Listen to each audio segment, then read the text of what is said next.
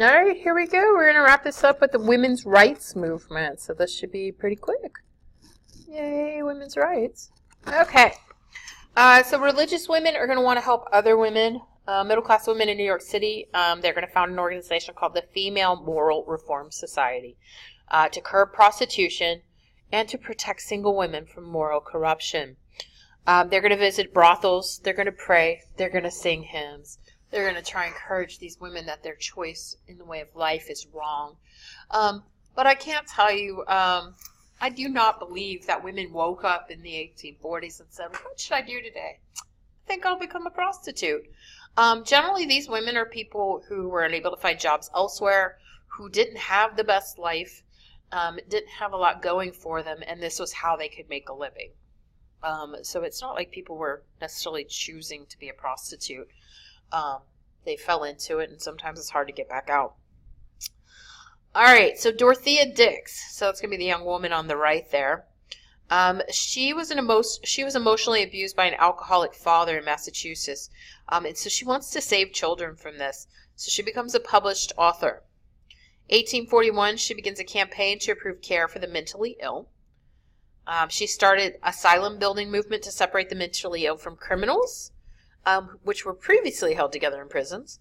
Women supported the school movement of Horace Mann in Massachusetts, who recruited well-educated women to be teachers. So that's Horace Mann on the left. So Horace Mann is our big guy for education. So he thought public education was important for the masses, which is where we are today. He'd be very proud. All right.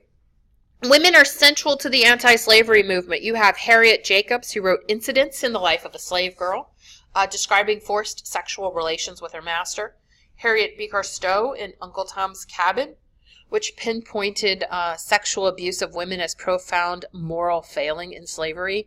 Yeah, so the sexual abuse is the moral failing. Anyway, African-American lecturer Maria Stewart spoke about slavery to mixed audiences, first in Boston. Angelia and Sarah Grimke, the Grimke sisters from a little earlier there. They attacked slavery and argued that women have a claim to equal civic rights. By 1840, abolitionist women asserted that traditional gender roles resulted in the domestic slavery of women. So they are equating black slavery to that of women's lives, which I do believe is a little bit of a stretch, but I can understand the feeling of women at the time.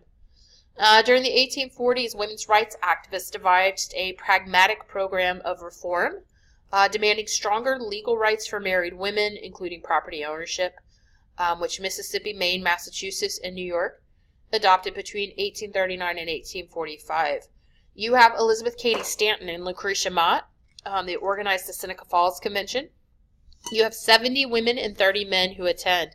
They issue the Declaration of Sentiments, and they make a claim for women in public life and criticize the idea of separate spheres. Women should remain in the private home as mothers and wives. In 1851, they began an effort to gain voting rights. Susan B. Anthony, who was a Quaker, she argued against women's dependence on men, and she led the campaign for voting rights at mid-century. So if you're interested in some extra credit, you can read the Declaration of Sentiments and compare it to the Declaration of Independence. Compare and contrast 1 to 2 pages max, and I will give you up to 10 points extra credit on your exam. So this would be due the day that your outline is due for Chapter 11. So if you're interested and you're listening, feel free to turn that in. So I think that's all. I hope if you have got any questions, you get them turned in, and I will speak or see you soon. So have a lovely morning, afternoon, or evening. Bye.